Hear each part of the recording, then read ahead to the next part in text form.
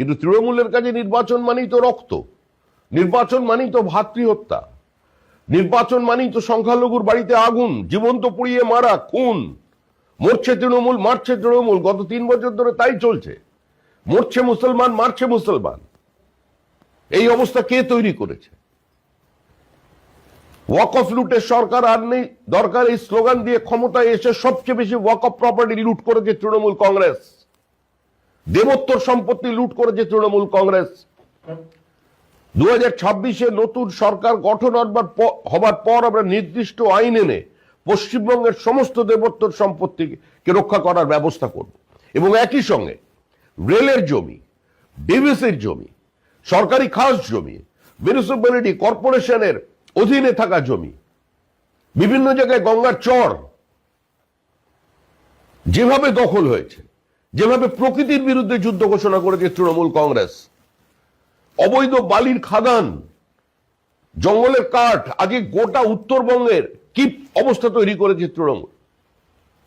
উত্তরবঙ্গের বিভিন্ন সময় বিভিন্ন নদীর সামান্য জলস্তর বৃদ্ধি হয়ে গেলেই একটা ডিভাস্টেটিং ফ্লাড হয়ে যাচ্ছে। কারণ কি? বোল্ডার তুলে নিয়েছে। তৃণমূল কংগ্রেসের এই খিদার কারণে, এই লুটের কারণে নদী তার গতিপথ পরিবর্তন করে হাজার হাজার একর জমি তার জলের তলায় চলে গেছে। এই পরিস্থিতির বাইরে আমাদের আসতে হবে বাংলাকে বাঁচানোর স্বার্থে। রবীন্দ্রনাথের ছবিতে আগুন লাগবে মালদা জেলায়। মুর্শিদাবাদে দাঁড়িয়ে একজন হিন্দু মহিলা বলবেন বিএসএফ এর অফিসারকে যে আমায় গুলি করুন, আমার বুক ঝাঁঝরা করে দিন। আমি আপনার হাতে মরতে চাই, কিন্তু অন্যের হাতে শরীরকে অপবিত্র হতে দেব না। আমরা ওই ধর্মতলাকে দেখব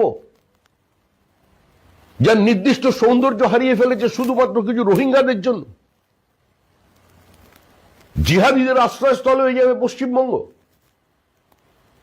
রোহিঙ্গারা বিভিন্ন জায়গায় ক্যাম্প করে বসে পড়বে, আবার নাটক করে বিভিন্ন সময় বস্তি জ্বালিয়ে দেওয়া হবে। বস্তি জ্বালিয়ে সমস্ত কাগজ পুড়ে গেছে বলে তারপরে হিয়ারিং এর সময় গিয়ে বলবে বাড়িতে আগুন লেগেছে। এত সহজ গল্প নয়।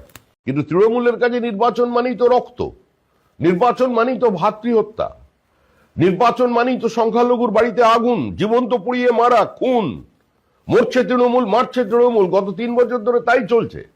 মরছে মুসলমান, মারছে মুসলমান। এই অবস্থা কে তৈরি করেছে?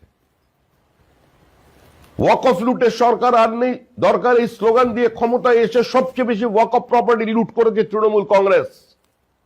দেবোত্তর সম্পত্তি লুট করেছে তৃণমূল কংগ্রেস। 2026-এ নতুন সরকার গঠন হবার পর আমরা নির্দিষ্ট আইন এনে পশ্চিমবঙ্গের সমস্ত দেবোত্তর সম্পত্তিকে রক্ষা করার ব্যবস্থা করব। এবং একই সঙ্গে রেলের জমি, ডিভিসির জমি, সরকারি খাস জমি, মিউনিসিপ্যালিটি কর্পোরেশনের অধীনে থাকা জমি, বিভিন্ন জায়গায় গঙ্গার চর যেভাবে দখল হয়েছে, যেভাবে প্রকৃতির বিরুদ্ধে যুদ্ধ ঘোষণা করেছে তৃণমূল কংগ্রেস, অবৈধ বালির খাদান, জঙ্গলের কাঠ, আগে গোটা উত্তরবঙ্গের কি অবস্থা তৈরি করেছে তৃণমূল। উত্তরবঙ্গের বিভিন্ন সময় বিভিন্ন নদীর সামান্য জলস্তর বৃদ্ধি হয়ে গেলেই একটা ডিভাস্টেটিং ফ্লাড হয়ে যাচ্ছে। কারণ কি? বোল্ডার তুলে নিয়েছে। তৃণমূল কংগ্রেসের এই খিদার কারণে, এই লুটের কারণে নদী তার গতিপথ পরিবর্তন করে হাজার হাজার একর জমি তার জলের তলায় চলে গেছে।